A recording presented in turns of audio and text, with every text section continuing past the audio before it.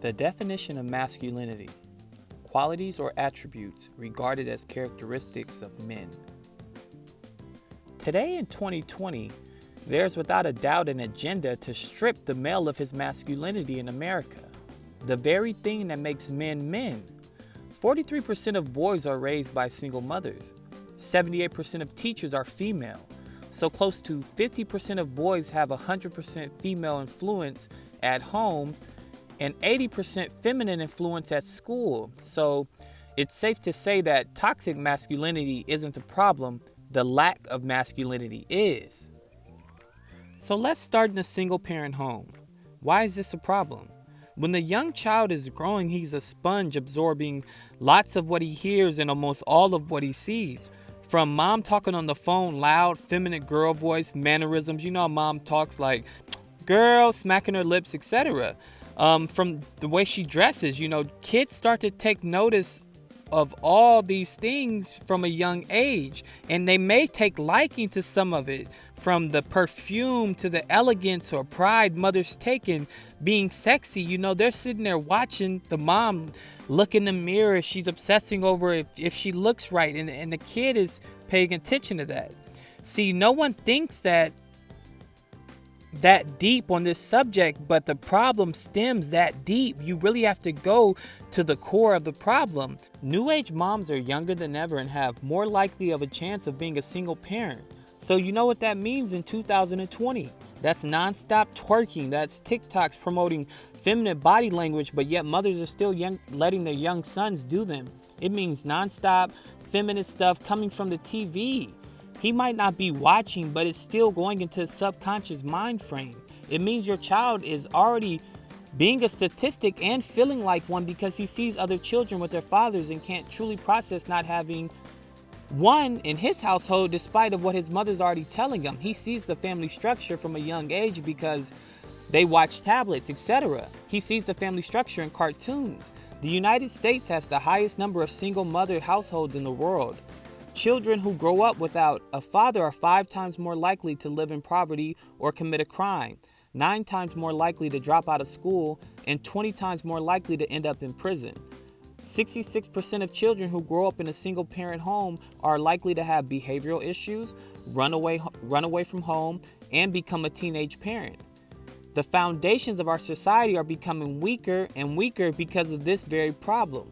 So that's just the system, the traps that are already there to automatically give single parent children a lesser advantage than kids coming from a 2-parent home. So not only is there a carefully thought out system that was put into place by the elite, generations and generations doing their part and then passing off the baton in hopes of knowing that one day their agenda of a new world order will be fulfilled, children are also being targeted every single day through things like cartoons. See, almost every single kid starting at around 6 months gets introduced to phones and tablets and TVs, which eventually grows into an addiction. And let's face it, it's becoming a point where tablets and phones and televisions are feeding the kids just as much, if not more, information than their actual parents. Why is this bad? For 2 reasons. Here's the first. Let's take a look at what kids are actually watching as they spend from 3 to 6 hours on screen time a day, according to studies. Let's actually take a look at what they're watching.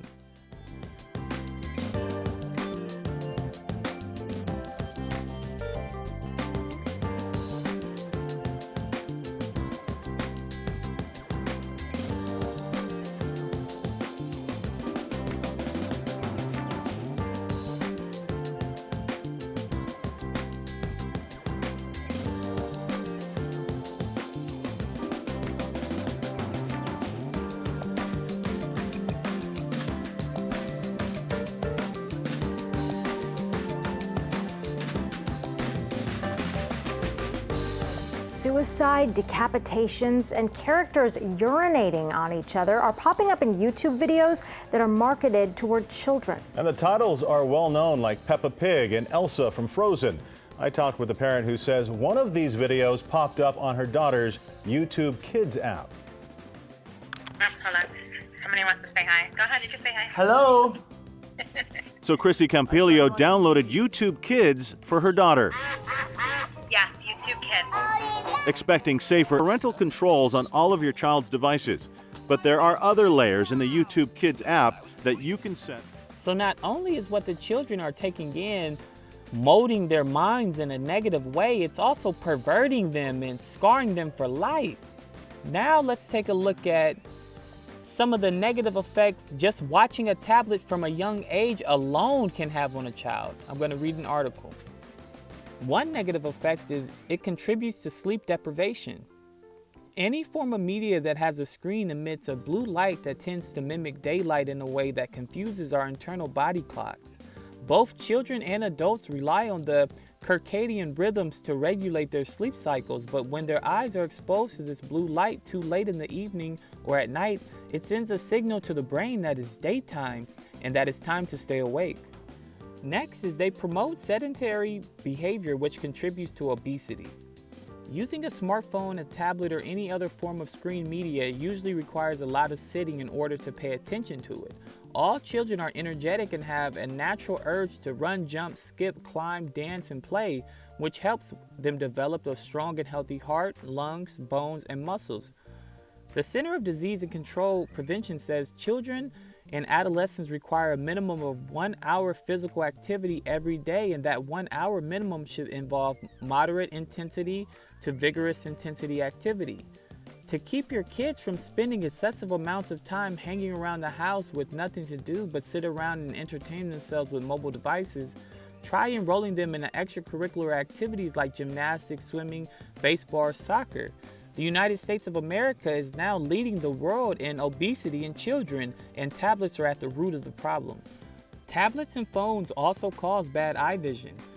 You've never seen more kids than there are now wearing glasses at such a young age, and it's due to tablets. Next, they may contribute to shortened attention spans. Less than 5% of children in the United States were thought to have attention deficiency hyperactivity disorder, ADHD, before the early 1990s. But in the following 2 decades since then, the figure has ballooned to 11% according to the CDC. The rapid increase likely has to do with tablets. They also impair brain structure and function. A lot of damage occurs to the frontal lobe part of the brain, which undergoes the most drastic changes in the early teen years to mid-20s and can affect everything from a person's relationship building skills to their overall sense of well-being. Even children who aren't technically addicted to mobile devices are at risk of suffering damage to their developing brains if they regularly use tablets or phones for several hours a day. It's time to take screen time limits seriously, according to integrative psychiatric Dr. Dunkley. So guys, understand, your children are being attacked from the moment they come out the womb. And especially your young men, your young kings, they want their masculinity. They want there to be no girl and boy. They want it to be gender neutral. That's part of the New World Order. That's why they're teaching kids about LGBTQ history in school. That's why they're trying to normalize pedophilia. Now you wonder why President Trump wants to ban TikTok from the United States? They're normalizing pedophilia. They're blurring the lines. First, they're going to teach children about sex and making choices. Well, are you a boy? Are you a girl? Are you LGBT? A million choices that they don't even know about. And then it comes, well, what children shouldn't just date children. They should be able to date who they want. There should be no lines. They're blurring the lines, and that's part of this agenda. And this is just part one of a 4-part series. I haven't even gotten into the diet. Our children's diet is a huge part of their masculinity, their hormones, and these dyes that they're putting in our food are horrible for them. Plus the chemtrails that are coming out, the fluoride that are in the water. There's so many things that are surrounded to entrap our kids. So like, comment, subscribe, and stay tuned for part 2.